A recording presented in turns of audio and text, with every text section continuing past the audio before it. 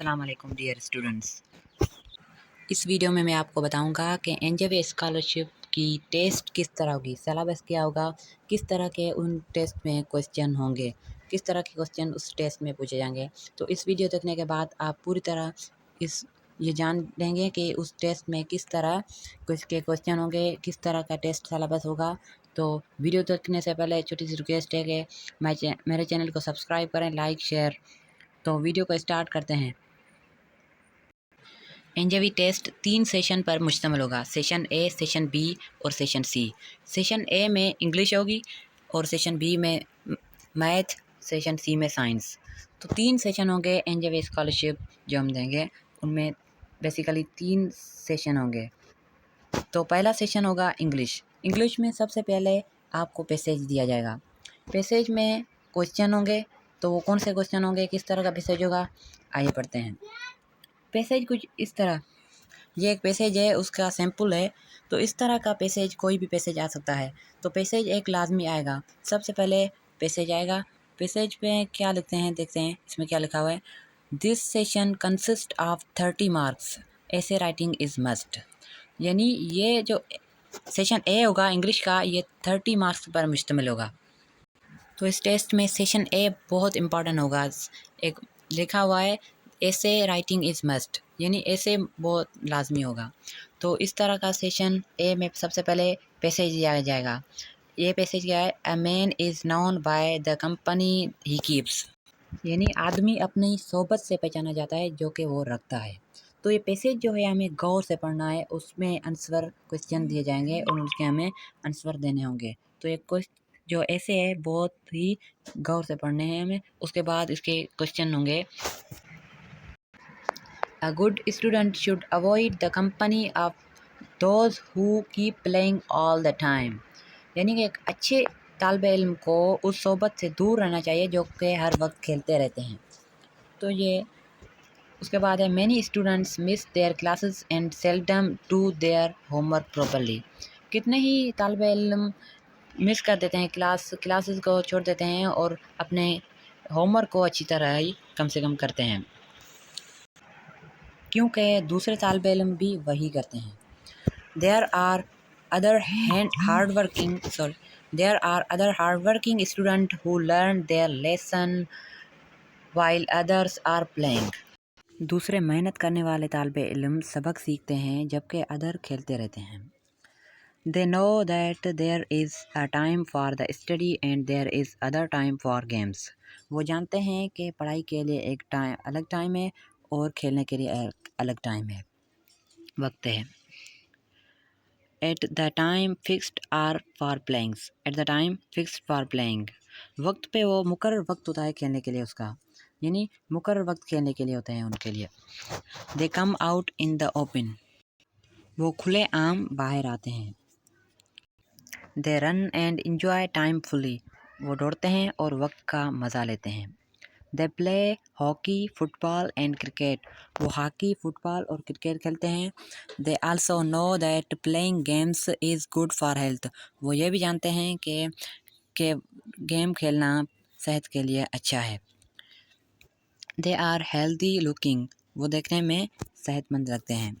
A sickly student is not so quick in learning his lesson as a healthy one. A sickly student is not so quick in learning his lesson as a healthy one.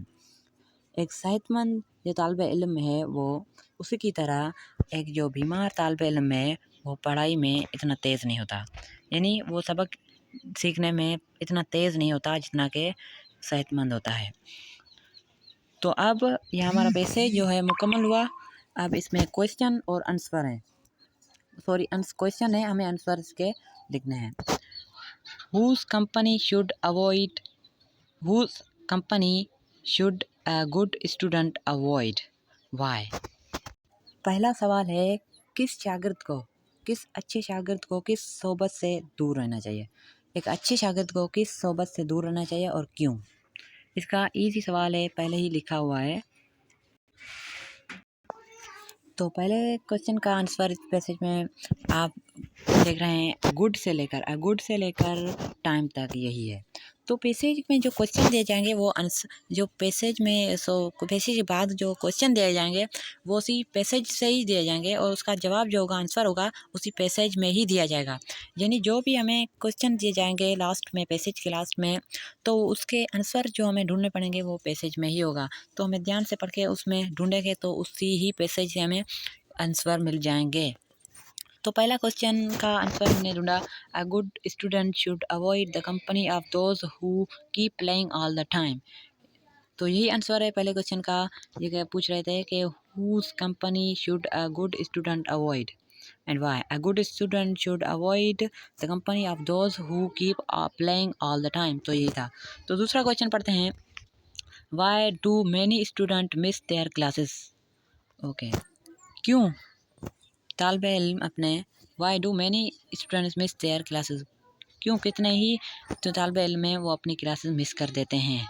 तो इसका भी answer हमारे पास मौजूद है इसी passage में। तो question number 2 का आंसर मैनी से लेकर सेम तक है। यानी आप देख रहे हैं यहाँ पे, many student miss their classes and seldom do their homework properly because other students do the same. तो क्वेश्चन नंबर 2 का इसी पैसेज में जो निशान दिया गया है, क्वेश्चन 2 का आंसर मैनी टू सेम तक है, मैनी से लेकर सेम तक क्वेश्चन नंबर 2 का आंसर। तीसरा क्वेश्चन हमारे पास है, why are hard working student healthy looking. Question number 3 का आंसर एट द टाइम से लेकर लुकिंग तक।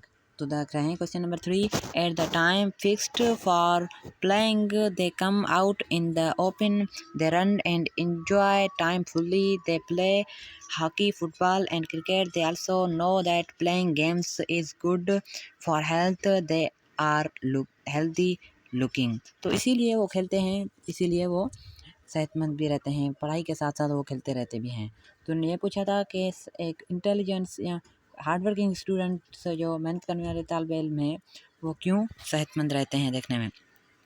तो उसका भी आंसर हमने आपको बताया। चौथा number question, why is health necessary for students. Okay, तो ये क्वेश्चन भी अहम इम्पोर्टेंट के स्टूडेंट्स के लिए, तालिब इल्म के लिए सेहत क्यों ज़रूरी है। तो इसका आंसर ये भी है कि सेहत तालिब इल्म को पढ़ने के लिए, पढ़ाई के लिए सेहत होना लाजमी है। तो जब सेहत होगी तभी वो पढ़ पाएंगे, तो सेहत नहीं होगी तो वो अच्छी तरह पढ़ नहीं पाएंगे। तो इसका जवाब ये भी है।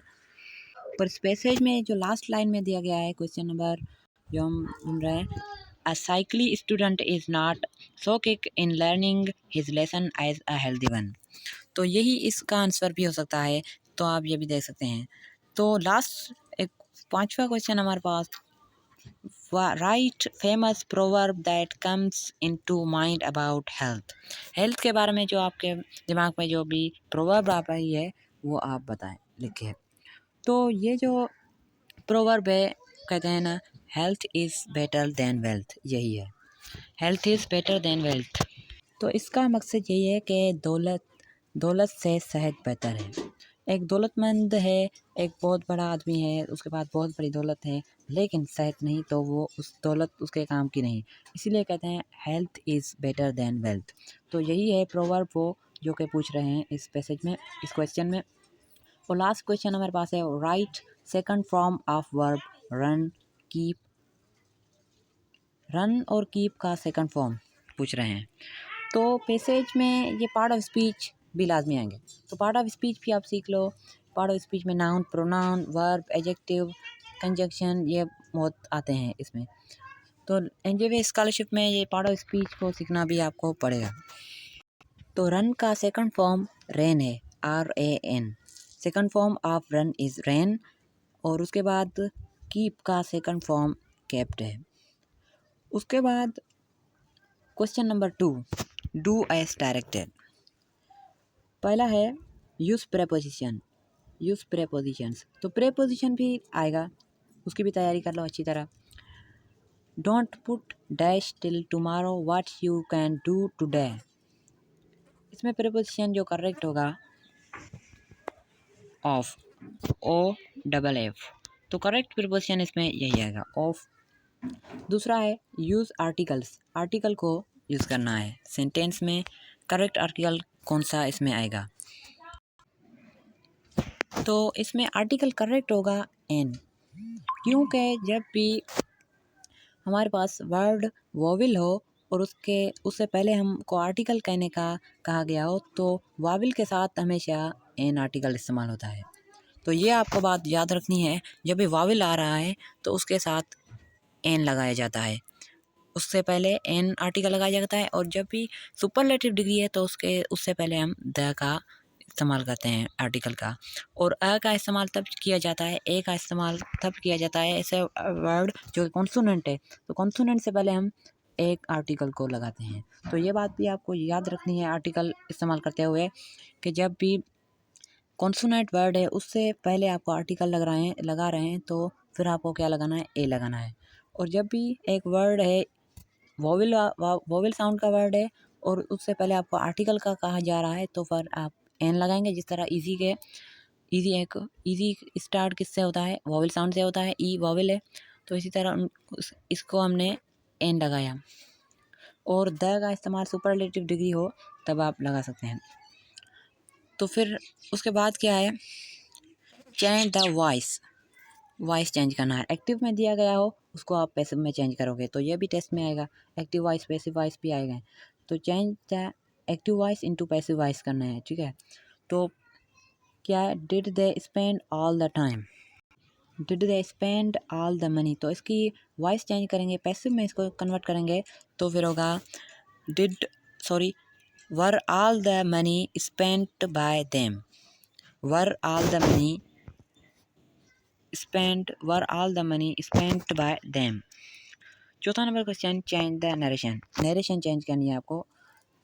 ओके, ये भी आएगा एक क्वेश्चन, इसका भी आ सकता है। तो ये जो भी preposition, use articles, change the voice, narration, tenses, punctuation, तो ये आपको इसकी तैयारी बहुत अच्छे तरीके से करनी है, ये आएंगे एनजीवी टेस्ट में। He says to them you are performing well, he says to them you are performing well, तो इसका हमें नरेशन चेंज करना है। he told them they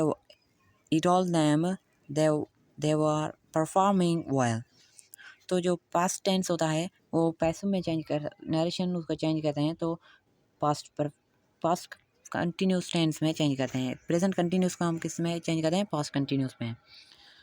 उसके बाद आते हैं टेंस। 12 टेंस आपकी तैयारी अच्छी तरीके से होनी चाहिए 12 टेंसेस में। तो उसका क्या करा है, tense punctuation, did he not perform well in the final team, did he not perform well in the final team, change into affirmative. Affirmative को में आपको इसको चेंज करना है, ये दिया गया है आपको नेगेटिव इंट्रोगेटिव में दिया गया है, इसको आपको अफर्मेटिव में चेंज करना है। तो किस तरह चेंज करेंगे, ही performed well in the final team, तो इसका करेक्ट यही होगा, ही performed well in the final team. उसके बाद indicate the kind of part of speech, the underline words instant for instant of adverb, indicate the kind of part of speech of the underlined words instant adverb। part of speech का जो adverb है उसको आपने find out करना है। नीचे दिए गए जो भी सेंटेंस है उसमें आपको part of speech के adverb को फाइंड करना है कि adverb क्या है उसकी। तो I have learned this poem before, तो यहाँ पे before adverb है। Okay, before is an adverb, I is subject, have is helping verb, learned is verb, this is article or you can say adjective, poem आपको पता है noun, ism, before ही adverb है। तो यही था इंग्लिश का question जो हमने सॉल्व किया अच्छी तरह। इस तरह का इंग्लिश एनजीवी टेस्ट, इस तरह का इंग्लिश क्वेश्चन होगा जो कि 13 मार्क्स पर मुश्तमिल होगा। उसमें पैसेज बहुत इंपॉर्टेंट होगा जो को सोल्व करना हमें लाजमी पड़ेगा, और उसमें से सोल्व करेंगे तो हमारी बहुत सारी मार्क्स बढ़ सकती हैं। अब आते हैं सेशन बी साइंस की तरफ। साइंस का पेपर किस तरह से लिया जाएगा, साइंस का टेस्ट सेशन किस तरह का होगा। This session contents 30 multiple choice question, तो साइंस का पेपर होगा 30 मल्टीपल चॉइस क्वेश्चन पर मुश्तमिल होगा, एमसीक्यूज पर मुश्तमिल होगा। 30 एमसीक्यूज दिए जाएंगे साइंस में, ईच क्वेश्चन कैरीज 1 मार्क, हर एक क्वेश्चन होगा वो 1 मार्क्स पर मुश्तमिल होगा। Uncircle the correct option. Correct option होगा उस पर आपको सर्कल लगाना पड़ेगा। तो एक बात याद रखना, करेक्ट ऑप्शन पर जब सर्कल लगाना होगा तो सर्कल ना ही बाहर जाना चाहिए ना ही बहुत ही थिन। तो इसीलिए उसको अच्छी तरह से आपको फिल करना पड़ेगा, जो सर्कल दिया जाएगा उसको सही तरीके से। तो पहला क्वेश्चन है the main excretory organ is, यानी मेन एक्सक्रेटरी ऑर्गेन हमारा क्या है। Option number A kidney, option number B liver, option number C skin, option number D lungs. Option number A correct. तो यहाँ पर हमें सर्कल देने का कहा गया है। Which of the following is not renewable energy source. Which of the following is not a renewable energy source. Natural gas, option A wind power, option B geothermal energy, option D tidal power, option D natural gas. तो natural gas इसका correct option है। End of section B. तो इसी तरह section B हमारा मुकम्मल। इसी तरह 30 क्वेश्चन भी साइंस में आएंगे। अब सेक्शन सी मैथ। तो मैथ भी इसी तरह के। This session contents 30 multiple choice questions. ये भी 30 मल्टीपल चॉइस क्वेश्चन यानी एमसीक्यूज पर मुश्तमिल होगा। 30 एमसीक्यूज पर मुश्तमिल होगा मैथ का पेपर, मैथ की टेस्ट। ईच क्वेश्चन जो हर एक जो क्वेश्चन होगा एमसीक्यूज होगा वो करेक्ट करेंगे तो उस पर आपको एक मार्क मिलेगी। एक क्वेश्चन करेक्ट करते हैं तो एक मार्क मिलेगी, 30 क्वेश्चन करेक्ट करते हैं तो 30 मार्क्स मिलेंगी। इस तरह in Venn diagram universal set is usually denoted by. Universal set को वेन डायग्राम में किस तरह से डिफाइन किया जाता है। Option number A triangle, option number B rectangle, option number C circle, option number D star. तो रेक्टेंगल करेक्ट ऑप्शन है। हम वेन डायग्राम में यूनिवर्सल सेट को रेक्टेंगल्स के डिफाइन करते हैं, डिनोट करते हैं। The statement of Heron's formula is. Heron's formula का जो करेक्ट है वो कौन सा है। तो इसमें option number D S minus A S minus A S minus B S minus C. तो option number B is correct. इसमें ऑप्शन नंबर बी जो है करेक्ट है। हीरो फार्मूला ये भी आता है एनजेवी प्रीवियस ईयर लास्ट ईयर हमने दी थी, एनजेवी टेस्ट मैंने खुद ने दी थी, उसमें भी ये क्वेश्चन आया था। इस तरह ये वीडियो हमारा यहीं तक थी जिसमें हमने आपको सिखाया कि मैथ में टेस्ट सैम्पल के बारे में बताया, मैथ एनजेवी स्कॉलरशिप में किस तरह से टेस्ट होगा। तो अगर वीडियो अच्छी लगी हो तो लाइक कमेंट शेयर सब्सक्राइब ज़रूर करना। और ये एक बात मैं बताता चलूँ आपको लास्ट में कि बहुत सारे स्टूडेंट होते हैं जो कि ये बहुत बड़ी गलती कर देते हैं टेस्ट में, कि जब भी वो क्वेश्चन सॉल्व करते हैं तो सबसे पहले उनको वही उठाना चाहिए, वही सॉल्व करना चाहिए जो कि उसका फेवरेट सब्जेक्ट होता है। जो क्वेश्चन आपको नहीं आ रहा तो उसको छोड़ दो, जो क्वेश्चन आपको नहीं आ रहा छोड़ दो, और जो भी आपको आ रहा है पहले उसको टिक करते जाओ, उसको सॉल्व करते जाओ। जो कि नहीं आ रहा उसको लास्ट में देखा जाओ। कितने स्टूडेंट सही सॉल्व करते हैं तो एक उससे लेंथी क्वेश्चन आ जाता है, लेंथी एमसीक्यूज आ जाता है तो उसमें टाइम वेस्ट कर देते हैं। तो टाइम वेस्ट हमें हरगिज़ ही नहीं करना। पहले आपको वही सब्जेक्ट उठाना है, पहले वही सॉल्व करना है जो कि आपका फेवरेट हो, जिसमें आपको महारत हासिल हो। और जो कि आपको नहीं आ रहा एमसीक्यूज उसको छोड़ देना है, उसको लास्ट में देखना है। जो कि पहले आपको आ रहा है उसको टिक करते जाना है। तो यही था ट्रिक एनजेवी स्कॉलरशिप के लिए। अगर खुदा इजाज़त दीजिए, खुदा हाफिज़।